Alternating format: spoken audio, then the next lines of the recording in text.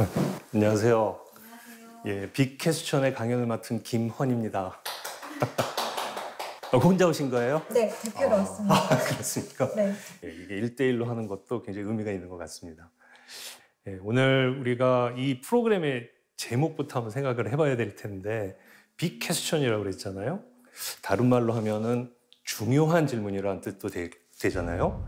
어떤 질문이 중요한 질문일까요? 인생을 살아가면서 꼭 해야 하는 질문들. 네, 우리가 한 번쯤은 던져야 될 큰 질문.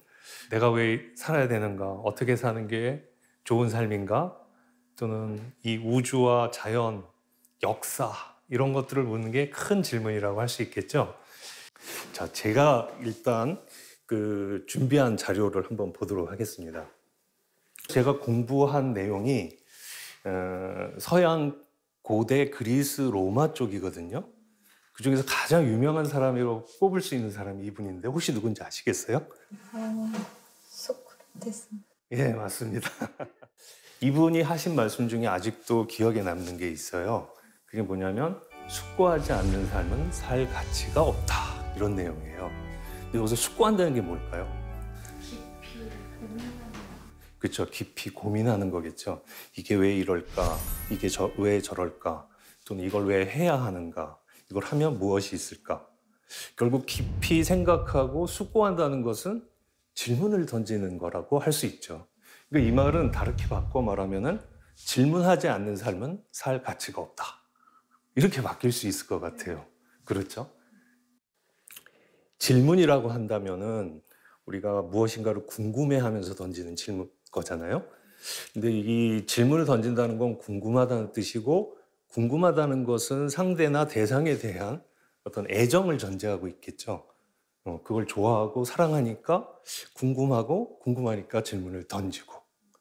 그러니까 세상에 대해서도 질문을 던진다는 것은 세상에 대한 애정이 있다는 뜻이 되죠. 이제 그런 점에서 저는 어떤 생각까지 하냐면 이걸 바꿔서 누군가를 사랑하고 싶고 누군가에 대한 사랑을 시작하기 위해서는 질문을 던져야 된다 이런 생각을 해요. 질문을 던지면 사랑이 생긴다 이런 말을 하고 합니다. 그런데 이제 이 프로그램과 관련해서 우리가 빅퀘스천이라는 제목을 달고 이 프로그램을 시작하고 있는데 혹시 이 그림 본 적 있으신가요? 고갱. 예, 맞습니다. 본것 같아요. 예, 프랑스의 화가로 후기 인상주의 화가로 알려져 있죠. 자, 이 그림에서 사실 고갱이 던진 질문이 있어요. 여기 보면은 어린아이가 있죠. 사람이 태어나서 점점 자라나서 성인이 되고 뭔가 인생의 결실을 따는 것 같은. 그리고 마지막에 저렇게 늙어가겠죠. 게다가 이제 이 그림의 제목을 보니까 고갱이 우리에게 던지는 이 그림을 보는 사람에게 던지는 질문이었어요. 우리는 어디에서 왔는가? 우리는 무엇인가? 우리는 어디로 가고 있는가? 근데 따지고 보면 우리 모두가 이런 과정을 거치잖아요. 간략하게 말하면 이렇게 되는 것 같아요. 우리는 없었다가 있게 된 다음에 지금 있고 그 다음에 없어질 것. 그런 존재. 고갱과 같은 프랑스 작가 중에 철학자로도 알려져 있는 사르트르라는 사람이 이런 점에서 그랬는지 존재와 무라는 제목의 책을 쓴 적이 있어요. 저도 어렸을 때 아버님 서재에 이 책이 있어서 그 제목이 되게 근사하더라고요. 존재와 무. 뭐 어마어마한 그 무게로 다가와서 펼쳐봤다가 너무 어려워서 덮었거든요. 장폴 사르트라는 사람은 노벨 문학상의 후보까지 올랐거든요. 그리고 수상자로 선정이 됐음에도 불구하고 그걸 거부했던 사람이기도 한데, 근데 이 사람을 보통 실존주의 작가라고 그래요. 실존주의 철학자라고. 이 실존주의라는 사상과 철학이 태어난 배경을 보면은 세계 1차 대전, 2차 대전 때라는 거예요. 어마어마한 전쟁이죠. 제가 알기로는 그때 2차 대전만 두고 보면은 전사자가 2,500만 명이 넘었대요. 그리고 민간인 사상자까지 합하면은 거의 뭐 4천만에서 5천만 가까이 된다고 그러더라고요. 생각해보면 우리나라 인구 전체가 없어진 거와 비슷하잖아요. 그리고 이제 끔찍한 유대인 학살 장면도 많이 있었잖아요. 그 나치가 전쟁을 일으키면서 인종 청소라는 이름을 이렇게 왜 인간은 인간을 이런 식으로 죽여가는 이렇게 죽어야 하고 살아야 하는 인간은 뭔가 이런 질문을 던지면서 사르트르가 존재와 무라는 철학적인 질문을 던지고 그런 글을 써갔던 것 같아요. 특히 철학을 공부하시는 분들한테서 이런 말이 있습니다. 철학에 다양한 주제들이 있는데 가장 큰 주제, 가장 큰 질문은 무엇일까? 그랬을 때 존재의 문제가 가장 큰 질문이라고 합니다. 그런 점에서 오늘 빅 퀘스천이라는 첫 번째 강의에서 이 있음과 없음 사이에서라는 제목을 가져왔고 고대 그리스인들이 어떻게 이 문제를 풀어나가려고 했는지 한번 살펴보도록 하겠습니다. 한바탕 꿈을 꿀 것 같다. 있는 건 있고 없는 건 없다고? 니들이 그걸 어떻게 알아? 그게 그리스에서 본격적인 철학의 시작을 알렸다.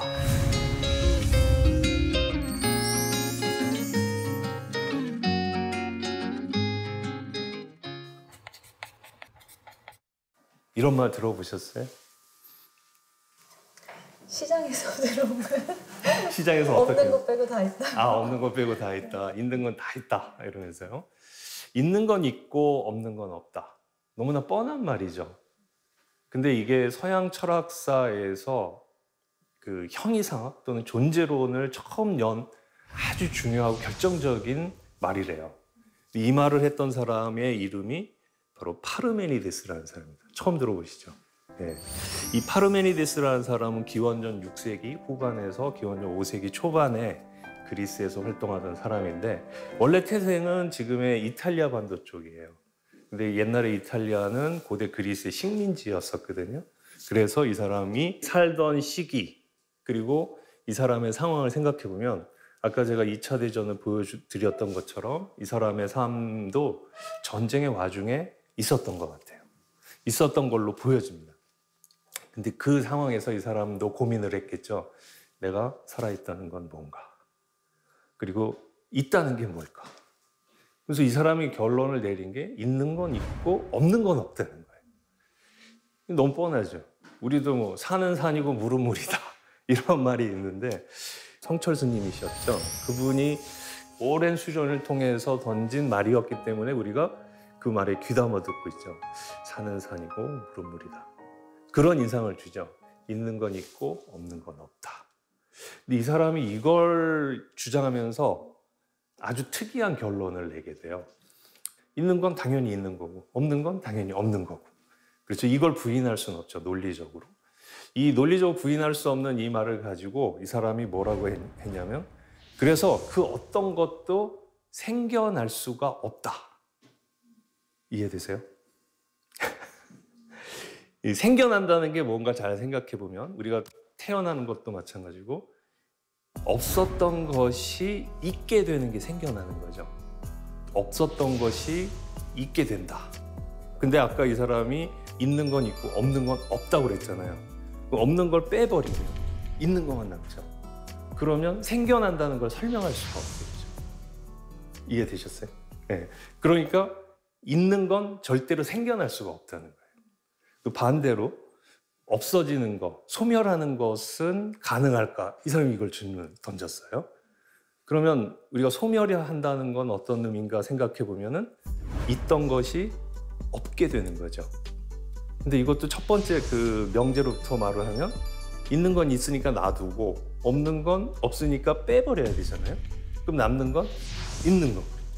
그러니까 있는 건 없다가 있을 수 없고 있다가 없어질 수 없으므로 생성과 소멸은 없다. 그러니까 존재하는 것은 영원히 존재한다는 거예요. 그리고 또 어떤 말을 넣었냐면 운동도 불가능하다. 운동이라는 건 여기 있던 것이 이쪽으로 가는 게 운동이잖아요. 다른 말로 하면 여기 있던 게 여기 없어지고 여기 없던 놈이 여기 있게 되는 게 운동이죠. 여기 이 설명에서 없는 걸 다 빼면 움직일 수가 없게 되죠. 그러니까 존재하는 것은 움직일 수 없다. 이렇게 말을 했어요. 그러면 이제 우리가 반박이 쉽죠. 움직이잖아 지금. 그럼 이 사람이 뭐라고 그러냐면 그건 우리의 감각이 속고 있는 거야. 우리가 눈으로 보고 있고 느끼고 있는 것은 사실은 허상이라는 거예요. 우리가 깨어있는 정신으로 이성으로 논리로 잘 따져보면은 어떤 것도 생겨나거나 소멸할 수 없고 운동할 수도 없다는 거예요. 근데 우리가 따지고 보면 지금까지 살아온 삶을 한번 생각해 보시면서 과거를 한번 회상해 보세요. 그러면 과거가 다 꿈 같은 느낌 들죠? 이게 나이가 들면 들수록 더 그렇대요. 저희 할머님도 몇 해 전에 돌아가셨는데 돌아가시 전에 저한테 해준 말씀 중에 제가 아주 인상적으로 남겨있는 말 중에 하나가 뭐냐면 한바탕 꿈을 꾼 것 같다. 그러니까 우리가 지금 한순간 한순간은 아주 생생하게 살고 이게 전부인 것 같이 살지만 사실은 우리 눈에 다 허상일 수 있다는 거죠. 즉 파르메니데스가 말했던 것처럼 있는 건 있고 없는 건 없다 그러면서 있는 건 존재하는 것은 그래서 절대로 변화하지도 움직이지도 생각하지도 소멸하지도 않는다. 존재는 영원하다라고 말을 했던 것이 어떤 식으로 위안을 줄 수 있는가 하면 우리의 존재가 영원할 수 있다는 메시지를 주는 거예요. 그러니까 그 당시에 그 파르메니데스가 살았던 삶 그리고 삶의 상황 이런 것들이 전쟁의 상황이었다고 알려져 있거든요. 그 기원전 6세기에서 5세기까지 넘어가는 이 시점에는 그 그리스가 아주 조그만 폴리스들로 막 분열돼서 서로 싸우기도 하고 갈등하기도 하고 그러면서 살고 있었거든요. 그런데 동쪽에 있는 거대한 제국 페르시아 제국이 그리스를 침략했던 거예요.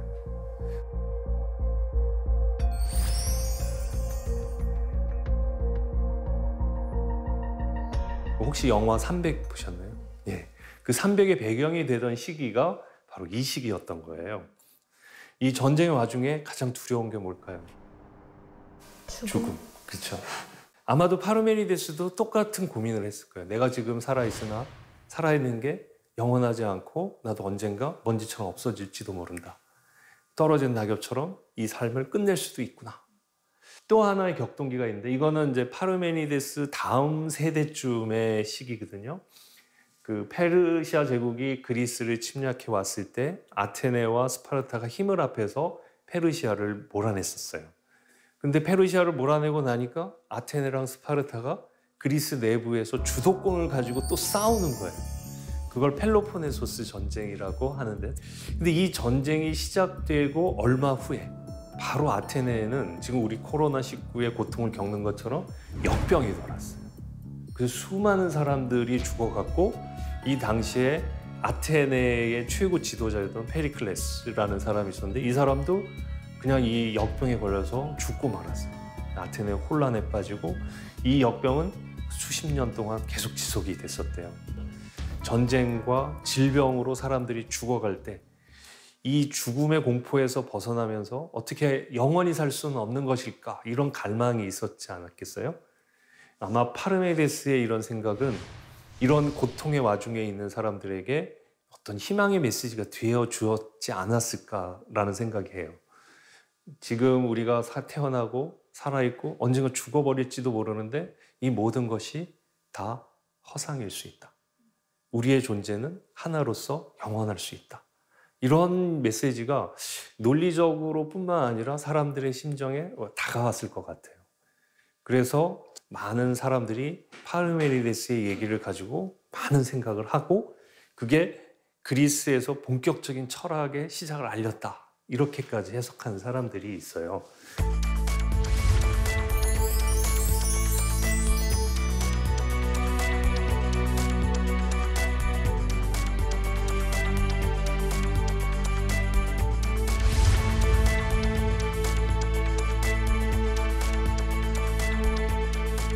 니들이 그걸 어떻게 알아? 니들이 말하는 게 진짜야? 인간이란 안경을 꼈기 때문에 세상을 이렇게 보는 거라고 볼 수 있겠죠. 나는 불 속에 뛰어들어서 불로 나를 정화하겠다. 그러면서 뛰어들었대요. 생성과 소멸은 있을 수 없다. 그리고 운동과 변화도 있을 수 없으니 이 모든 격변의 와중에 너의 존재를 잘 지켜라. 너의 존재는 영원하다.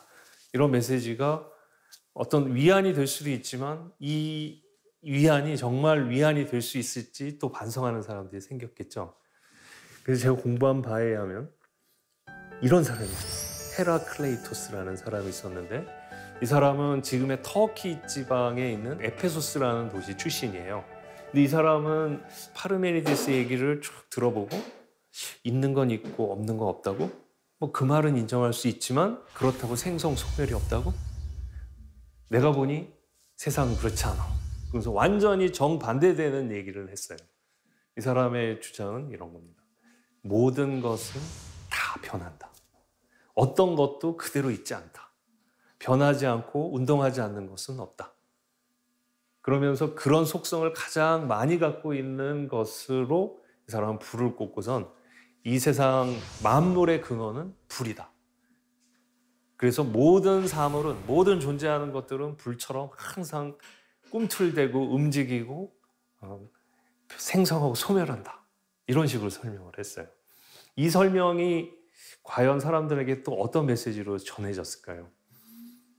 모든 것이 변하는 것이니 이 변화를 두려워하지 말라. 변화를 받아들여라. 뭐 이런 메시지로 전달을 했던 것 같아요. 그러면 변하지 않고 영원한 것과 항상 변하는 것, 이 둘 사이에 어떤 조합은 가능하지 않을까? 이런 고민이 가능하겠죠. 그래서 나온 사람이 엠페도클레스라는 사람이 있었어요. 이 엠페도클레스는 두 가지로 설명한 거예요. 이 세상에는 변하는 것과 변하지 않는 것이 있다. 그러니까 변하지 않는 것은 이 세상을 지탱해주고 그 지탱하는 그 원소 위에 다른 것들이 움직이는 것처럼 보이는 것이다. 이렇게요. 변하지 않는 것은 무엇일까요? 이 오른쪽 그림은 그 바티칸에 있는 그림입니다. 라파엘로의 방에 가면 천장에 이 그림이 그려져 있어요. 근데 제목은 철학의 신이에요. 철학의 여신. 이게 철학의 여신이라는 거예요. 여기에서 흥미로운 게 천사처럼 생긴 두 아이가 서판을 들고 있죠. 서판에는 이제 라틴어로 이렇게 쓰여져 있어요. 카이사룸 코그니티오. 카우사룸은 영어의 코우즈의 어원이 되는 말이에요. 그래서 원인. 옆에 코그니티오는 안다는 뜻이에요. 그래서 영어로 하면 knowledge가 되죠. 카우사룸 코그니티오 하면은 어떤 뜻이 되냐면 원인들에 대한 암. 근데 사실 그 그리스에서 생겨난 이 철학이라는 거, 필로소피아가 무엇이냐 했을 때 가장 짧은 단어로 명확하게 표현한 게 저는 이 문장이라고 생각이 돼요. 철학이란 무엇이냐? 이 세상의 그 가장 근원적인 원인을 밝혀내는 것, 그걸 탐구하고 알아내는 것이 철학이다. 보통 이렇게 얘기할 수 있거든요. 그러니까 엠페도클레스는 어떤 식으로 설명을 했냐면 이 모든 세상의 변화하는 것들의 원인이 되는 것이 있는데 그 원인이 되는 것은 변하지 않는다. 모든 변화를 일으키는 것들의 근본적인 원인이 되는 것은 생겨나지도 소멸하지도 않고 변하지 않는다. 근데 그 네 가지가 뭐냐? 이 여신이 짓고 있는 옷이 힌트가 될 수 있어요. 맨 위에는 파란색인데 저 파란색이 뭘 의미하는지 아시겠어요? 물이 아니라 공기, 하늘을 의미해요. 그 다음에 빨간색은 불을 상징하는 거고요. 그 밑에 초록색이 있죠. 이 초록색이 물을 의미해요. 그러니까 그 서양 사람들, 특히 지중해 지역에 사는 사람들은 바다색을 우리가 생각하는 파란색으로 본 게 아니라 옥빛으로, 그래서 에메랄드색으로 봐서 초록색으로 얘기를 했대요. 그 밑에 저거는 흙인 게 느껴지시죠? 엠페도클레스는 뭐라고 생각을 했냐면 이 세상에 변하지 않는 네 가지 요소가 있다. 그게 뭐냐면 물, 불, 공기, 흙이다. 이것들은 절대로 변하지 않고 생겨난 것도 아니고 소멸하지도 않는다. 이거는 이제 파르메니데스가 말했던 있는 것은 있고 없는 것은 없는데 그 있는 것, 진짜로 있는 것, 이거는 생성소멸도 없고 변하지 않는다는 그 논리를 여기에다가 적용시킨 거죠. 그래서 물, 불, 공기, 흙은 영원한 존재로서 변하지 않고 없어지지도 않아. 반면에 우리가 보는 이 세상, 우리가 살고 있는 이 세상, 우리를 포함해서 이 세상은 전부 이 네 가지 요소들이 결합했다가 흩어지고 결합했다가 흩어지는 것이라는 거예요. 왼쪽에 보이는 저 그림은 지금 엠페도클레스가 화산 속으로 뛰어드는 장면이거든요. 끔찍하죠? 근데 저기에는 어떤 신념이 있어요. 내 몸도 물불 공기 흙의 결합체에 불과하기 때문에 완벽하고 깨끗한 형태의 존재로 있기 위해서 나는 불 속에 뛰어들어서 불로 나를 정화하겠다. 그러면서 뛰어들었대요. 저 사람이 어떤 메시지를 줬을까요? 우리를 이루고 있는 것, 나의 삶이라는 것은 변하지 않는 요소인 물불 공기 흙의 결합에 불과하다. 내가 없어진다는 것, 내가 죽는다는 것은 이 네 가지 요소들이 흩어지는 것에 불과하다. 그러니까 내가 죽음을 두려워할 필요도 없고 또 죽음에 대해서 걱정할 필요도 없다는 거예요. 왜냐? 죽음은 나를 이루고 있는 진정한 존재의 흩어짐에 불과하니까. 그 나를 이루고 있던 것은 또 언젠간 다른 모습으로 또 뭉쳐져서 무엇인가 새로운 것으로 나타나겠죠. 그러니까 그 죽음을 두려워하지 말라. 이런 메시지를 던진 거나 마찬가지예요. 이 자체만 그냥 놓고 보면은 이게 무슨 말장난이야 라고 생각을 하실 수 있죠. 있는 건 있고 없는 건 없다는 둥. 그게 무슨 소리냐. 모든 게 변한다. 그리고 변한 것과 변하지 않는 것이 결합되어 있다. 이게 논리적인 싸움, 철학적인 싸움이라고만 생각을 할 수 있는데 우리가 다른 면에서 생각해 보면 이 사람들도 하나의 인간으로서, 개인으로서 험한 이 인생 여정을 살았던 사람이고 그 속에서 죽음의 문제, 삶의 문제에 직면했던 사람들이죠. 그리고 이 문제를 어떻게 하면 해결할 수 있을까? 나의 죽음은 정말 나의 소멸인가? 내가 죽음을 두려워해야 하는가? 내가 죽음이 두렵다고 해서 이렇게 비겁하게 살아야 하는가? 이렇게 쩔쩔매면서 살아야 되는가? 내가 무엇을 위해 이 세속적인 영역에 휩싸여 살아야 되는가? 이런 고민을 했겠죠. 이 고민을 아마도 깊은 차원에서 해결하기 위해서 이 사람들이 던졌던 질문, 나는 누구인가? 내가 존재한다는 것은 무엇인가? 이거였을 것 같아요.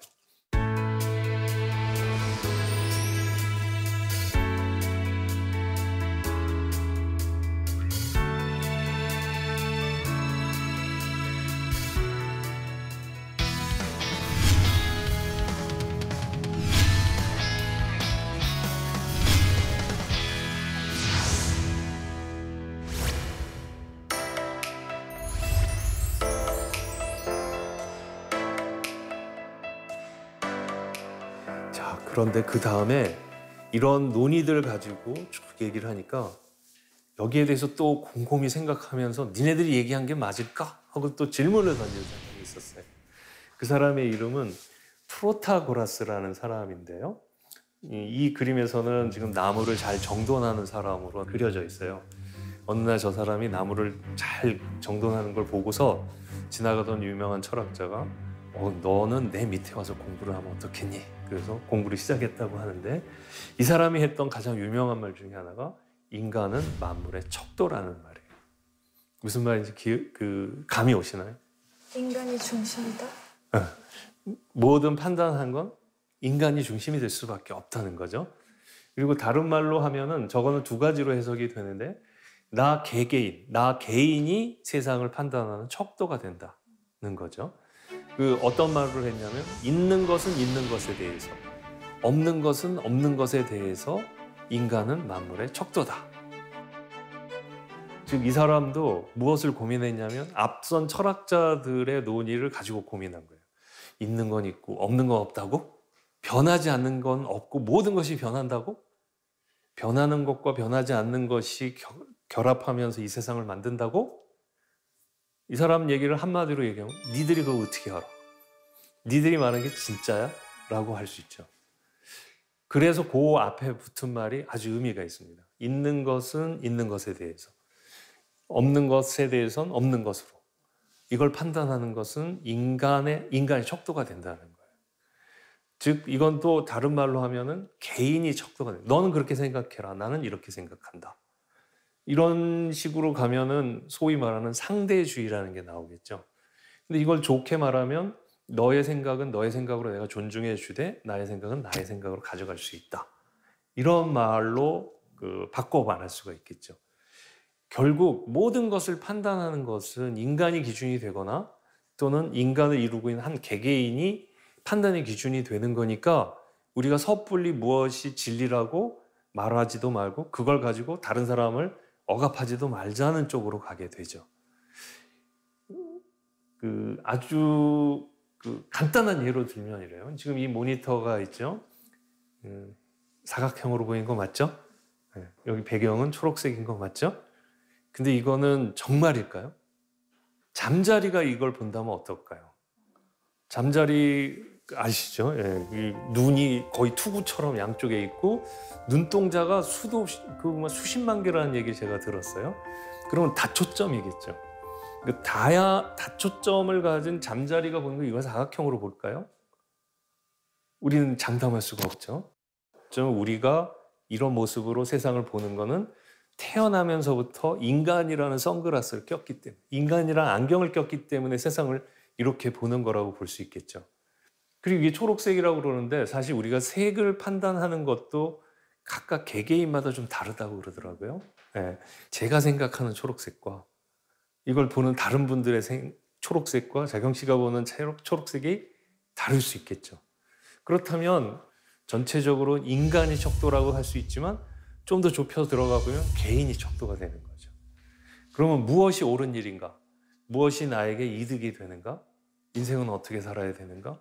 이런 문제들에 대해서도 결국 무엇이 좋은 삶인가도 개개인마다 다를 수 있는 거죠. 정말 객관적으로 세상이 이런지 절대적으로 우리가 파악한 게 진실과 일치하는지는 우리가 장담할 수 없다는 거예요. 한 사람만 더 얘기를 해볼게요. 프로타고라스보다 조금 더 뒤에 활동했던 고르기아스라는 사람인데 이 사람이 이런 말을 했어요. 있는 것은 없다.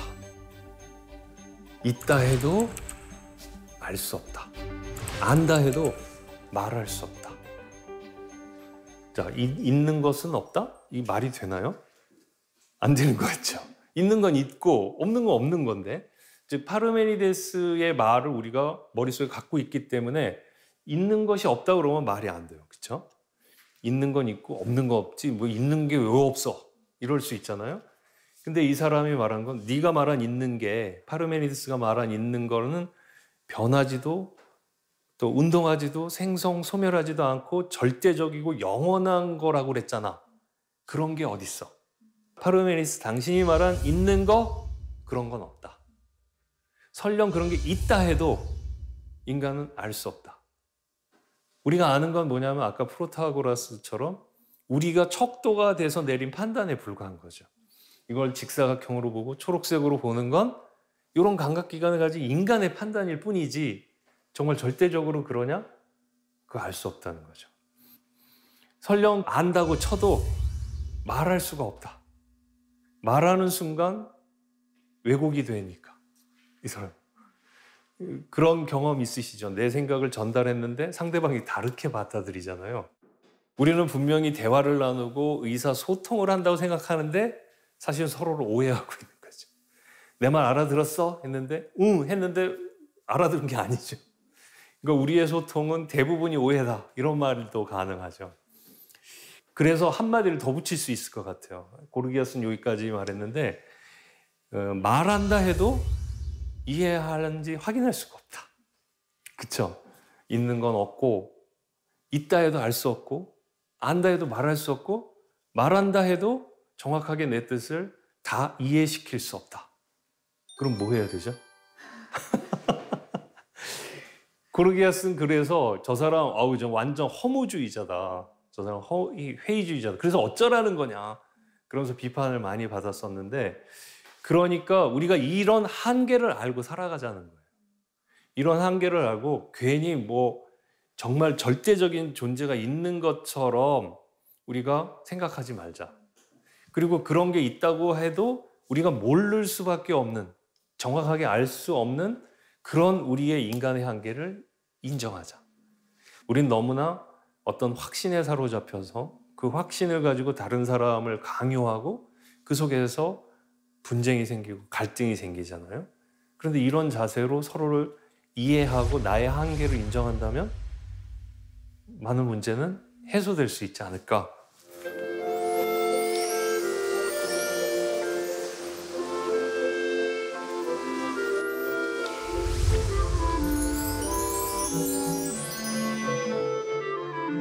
혼란스럽고 망했다. 다 거짓말 속에서 산 거잖아요.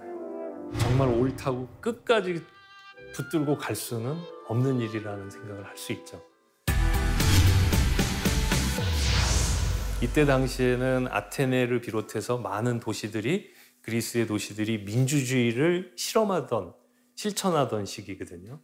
민주주의라는 것은 각각의 시민들이 각각의 그 권리를 가지고 정치에 직접적으로 참여했던 거죠. 네, 투표도 하고 본인이 직접 나가서 제비 뽑기를 통해서 판사도 되고 공직에도 나가고, 그리고 특별히 국회의원이라고 따로 있는 게 아니라 모든 시민이 다 법률을 제정하는 데 참여할 수 있고 이러던 시기죠. 이런 시기니까 각각의 개인의 목소리가 굉장히 중요한 거죠. 이런 정치 체제에 맞는 철학은 어떤 것일까라고 했을 때 우리는 프로타고라스나 고르기아스를 생각해 볼 수 있는 거죠. 특히 프로타고라스 같은 사람은 각각이 세상을 판단하고 결정을 내리는 데 있어서 척도가 되니까 누구도 무시당할 수 없다. 누구의 이야기가 훨씬 더 강력한 권위를 가지고 누를 수는 없다. 이런 얘기를 할 수 있게 되는 거죠. 고르기아스는 거기다 덧붙여서 어떤 주장을 한 거라고 볼 수 있을까요? 누군가가 강력하게 진리라는 걸 독점할 수 없다는 얘기를 해준 거나 마찬가지겠죠. 자, 지금까지 제가 파르메니데스부터 해서 헤라클레이토스, 엠페도클레스, 프로타고라스, 고르기아스 쭉 얘기를 했죠. 제가 사람 이름 쭉 하니까 무슨 쥐락이 고문 같네요. 예. 근데 어쨌든 이 사람들의 이름은 우리가 기억하기 좀 어려워도 뭐 어떤 생각을 했는지는 기억에 남으시죠? 그리고 이런 이야기들이 어떻게 보면 말장난처럼 비춰지는 이런 이야기들이 그 사람들이 살던 시대에 이렇게 집어넣어 보면 정말 삶과 죽음의 문제, 그리고 살아가는 데 있어서 어떻게 잘 살아갈 것인가, 공동체를 어떻게 꾸려나갈 것인가의 그런 문제들에 부딪혀서 던졌던 말들이라 할 수 있죠. 자, 마지막 거 가지고 제가 하나 제 개인적인 얘기를 한번 드리자면은, 제가 고등학교 1학년 때였는데요. 고등학교 1학년 때 이제 첫 시간이 되게 긴장이 되잖아요.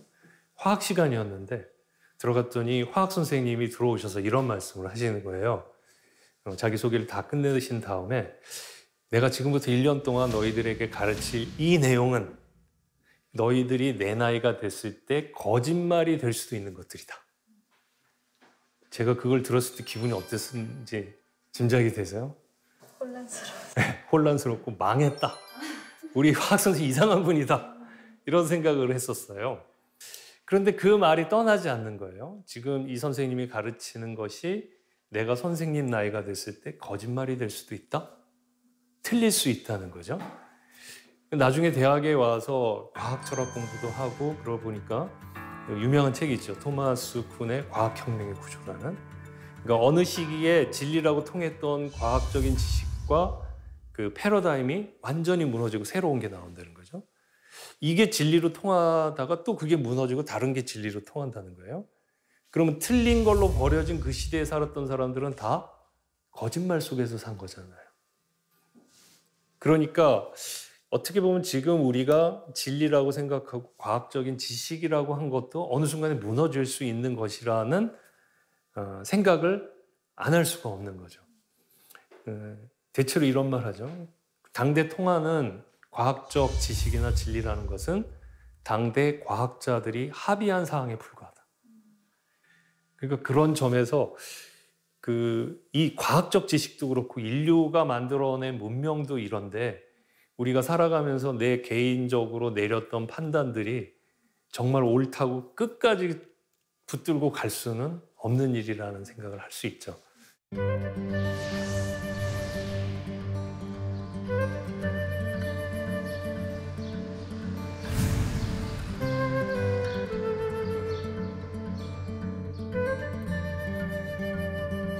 마지막 이런 질문의 힘, 우리가 물어야 되고 숙고하지 않는 삶은 살 가치가 없고 그 말은 질문을 던지지 않으면 가치 있는 삶, 인간다운 삶을 살 수 없다라고 했는데 그만큼 이제 질문이 중요하다고 얘기를 드렸잖아요. 근데 이 질문의 힘, 우리가 어떤 질문을 던지느냐에 따라서 우리의 생각과 우리가 내는 답이 달라질 수 있다는 거. 요걸 마지막으로 한번 말씀을 드릴게요. 질문을 바꾸면 새로운 시각이 열린다. 즉 질문을 어떻게 던지느냐에 따라서 답이 달라질 수 있다는 거죠. 제가 지금 앞부분에서 쭉 얘기했던 것을 철학사적으로 한번 다시 물어보래요. 하나 예를 들면 그리스 초반에 사람들이 이런 궁금증이 있었나 봐요. 지금 우리도 태어나면서 다 이거 한 번쯤은 생각하잖아요. 이 세상이 내가 태어나니까 세상이 있는데 이 세상은 어떻게 생긴 거지? 이 말은 다르게 말해서 이 세상을 누가 만들었지? 이런 질문 던져 보셨죠? 네. 그 인류사 전체적으로도 초기에 이런 질문을 던졌어요. 그럼 답은 어떤 식으로 나오게 되죠? 누가 만들었냐라고 물었으니까 누구를 찾게 돼요? 그러면 대체로 창조주를 생각하게 되고 어떤 신이 이 세상을 만들었다는 식의 답이 나오게 되죠. 그래서 그리스에서는 이 세상이 만들어진 과정을 세상을 만든 어떤 주체를 생각하고 신화적인 형태로 나왔어요. 그래서 온통 신화, 종교 이런 세계관 속에 사람들이 살았었는데 기원전 6세기 아까 파르메니데스가 활동하던 시기 그 시기 조금 앞이나 그 시기 전후로 해갖고 다른 질문을 던진 사람이 생긴 거예요. 세상은 무엇으로 이루어져 있는가? 라는 질문을 던진 거예요. 그러면 생각하는 방식이 세상을 구성하는 요소가 뭔지를 찾게 되는 거예요. 그래서 그 서양 철학사에서는 고대 철학사에서는 처음으로 이 질문을 던지고 답을 내려고 했던 사람이 탈레스라는 거 그래요. 탈레스는 뭐라고 그랬냐면 세상은 물로 이루어져 있다. 이 다양하게 생긴 것 같지만 이 모든 다양한 요소를 쪼개고 가서 맨 끝에 남는 가장 기본적인 요소, 즉 이 세상을 이룬 그 근본적인 요소를 보니까 물이라고 나는 생각한다. 질문이 이제 무엇으로 이루어졌냐라고 질문 던지니까 그런 식으로 하는 거예요. 신은 없어졌어요. 그래서 무슨 말을 하냐면 이 탈레스로부터 해서 철학이 생겼고 과학적으로 생각하는 방법이 생겼다. 즉 인간의 사고가 적어도 그리스인들의 사고가 과학적인 사고방식으로 바뀌게 된 계기가 됐다는 거예요. 다른 말로 하면은 질문을 하나 바꿨더니 세계관이 달라진 거예요. 그 다음에 이제 만물은 물이야. 아까 이제 헤라클레이토스도 그 맥락에 있거든. 만물은 불로 이루어져 있어. 어떤 사람은 공기라고 그러고 어떤 사람은 아까 엠페도클레스처럼 아니야 하나가 아니라 물, 불, 공기, 흙 이런 거 다야. 그러면서 질문을 던졌어요. 답을 내는 거죠. 그게 정답일까요? 정답은 아닌데 이렇게 말할 수 있죠. 질문의 힘이 새로운 사고방식을 만들었다는 거고 그 사람들이 각각 냈던 답은 틀리지만 그 문제는 계속되어 있죠. 그래서 조금 과장해서 말하자면 답은 틀릴 수 있어도 질문은 틀리지 않는다. 이런 표현을 쓸 수 있어요.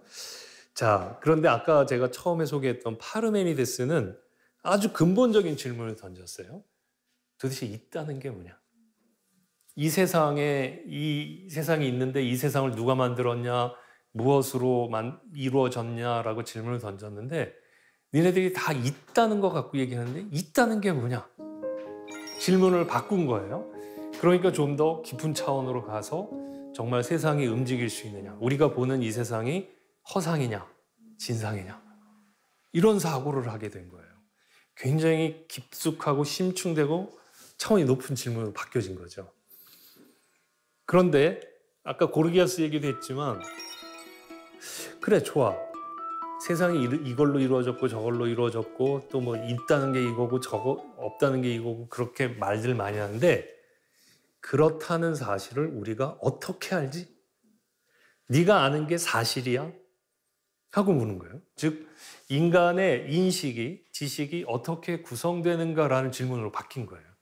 세상이 어떻게 구성되어 있느냐라는 질문이 아니라 세상을 보는 우리 인식 구조가, 우리의 그 지식이 어떤 식으로 생겨나는 것인가. 이걸 좀 어렵게 말하면 존재론적인 문제에서 인식론적인 문제로 바뀌었다는 거예요. 존재론만 착한등하면 이건 뭐고 저건 뭐고 이렇게만 하고 있잖아요. 근데 이제 바깥에서 야 똑똑똑 두드리면서 네 머릿속에서 왜 그런 일이 일어나지? 네가 그걸 어떻게 알지? 하고 물어본 거예요. 이게 아까 그 나왔던 그 프로타고라스의 인간은 만물의 척도다. 또 고르기아스의 표현도 나왔지만 서양 그 철학서 전체에서는 이 질문의 가장 대표적인 사람이 칸트라고 그래요.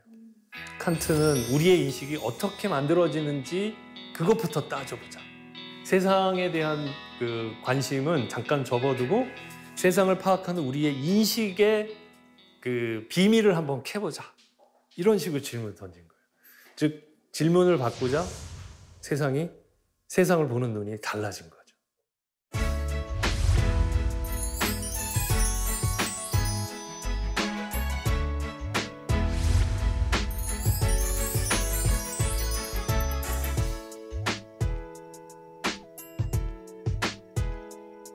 그리고 현대 철학에 와서는 또 이런 거예요. 그래 좋아. 세상이 이렇게 생겼고 뭐 인식이 이렇게 생긴다고 쳐. 근데 왜 니네들은 진리를 찾니? 진리를 찾는 이유가 뭘까요? 진리를 찾는 순간 다른 모든 것들을 거짓으로 만들 수가 있죠. 그러면 진리를 추구한다는 건 다른 말로 하면 다른 모든 것들을 제압하는 권력을 찾는 게 되죠. 그러니까 진리를 찾는 이 행위 자체가 권력의 문제랑 관련이 되어 있고 결국 철학의 문제는 진리를 찾는 게 아니라 권력을 찾는 문제와 맞닿게 되는 거예요. 그래서 대표적인 사람이 이제 니체라고 말하는데 니체는 인간을 움직이는 근본적인 힘이 권력에 대한 의지다. 누가 과연 무엇을 진리라고 외칠 수 있는가? 거기서 더 나아가서 외치는 이유는 뭔가? 너의 속셈에 들어있는 권력에 대한 욕망은 무엇인가? 그래서 욕망의 문제로 나가는 거죠. 우리는 진리를 알 수 없는 상황에서 결국 남는 건 주도권을 누가 잡느냐는 싸움만 남는 게 되어버리는 게 되죠. 자, 이런 점에서 이제 제가 말씀드리려고 하는 게 질문을 어떤 방식으로 던지느냐 이게 굉장히 중요하다는 거예요. 이건 뭐 우리가 던지는 일상적인 질문에서도 적용이 돼요. 우리 난 누구지? 이런 질문 많이 던지잖아요. 난 누구지? 이런 질문 던져보셨죠? 답을 어떤 식으로 내시나요? 답을 못 내리고 끝나는 거. 막연하죠. 나는 누군가. 근데 질문을 바꾸면 의외로 그 구체적인 답을 조금 더 잘 찾아 나갈 수가 있어요. 나는 누구인가라는 질문에서 누가 난가? 또는 무엇이 난가? 그러면 시각이 조금 달라지죠. 그리고 이제 나는 어디에서 난가? 어디에서 나는 활기 넘치고 의욕이 넘치고 기쁘고 행복한가? 이런 질문이 되면서 혹시 그게 진짜 나의 모습과 가까운 게 아닌가? 이렇게 찾아갈 수 있잖아요. 언제 나는 나인가? 누구와 함께 있으면 나는 나인가? 즉 나는 누구인가라는 질문을 조금만 바꾸면 새로운 각도가 시각이 열리고 그것 때문에 아주 놓치기 쉬운 중요한 정보들을 얻어내면서 나를 새롭게 생각하고 새롭게 규정 지을 수 있는 것들이 나올 수 있겠죠. 네. 그런 점에서 질문이 상당히 큰 힘을 갖고 있고 질문을 잘 던지고 그걸 가지고 숙고하는 게 아까 소크라테스가 말한 것처럼 우리의 삶을 풍요롭고 정확하고 훌륭하게 만들어주는 데 기여할 수 있을 것이다. 이렇게 얘기할 수 있을 것 같아요. 자, 오늘 제가 준비한 내용은 여기까지인데요. 마지막으로 이 질문을 던지고 가보죠. 우리는 이제 어떤 질문을 던질 것인가? 오늘 쭉 강의 들어보셨는데 개인적인 차원에서도 나는 어떤 질문을 던질 것인가? 그리고 사회 전체적으로 어떤 질문을 던지고 나는 거기에 어떻게 참여할 것인가? 이런 질문을 한번 생각해 볼 수 있겠죠. 질문이 얼마나 중요하고 또 질문의 힘이 어떤 것인지 그리고 질문을 어떤 방식으로 던지느냐에 따라서 그 질문을 찾아나가는 답이 달라질 수 있다는 거, 그리고 질문을 던지고 답을 찾아내는 과정이 세계관을 새롭게 정립할 수 있다는 거. 오늘은 그 정도 선에서 일단 말씀을 드린 거고요. 마지막으로 이걸 한번 끝까지 가져가 보시죠. 나는 지금 이 순간에 나를 향해서, 나의 삶의 현장에서 나에 대해서 어떤 질문을 던질 것인가.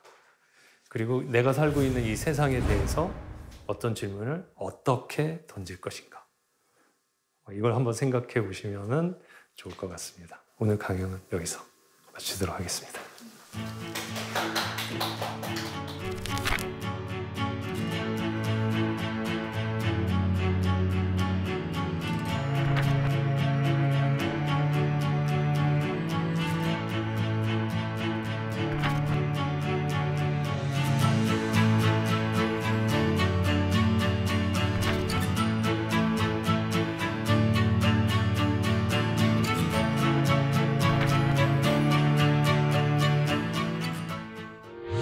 의견 있는 경제 채널 SBS 비즈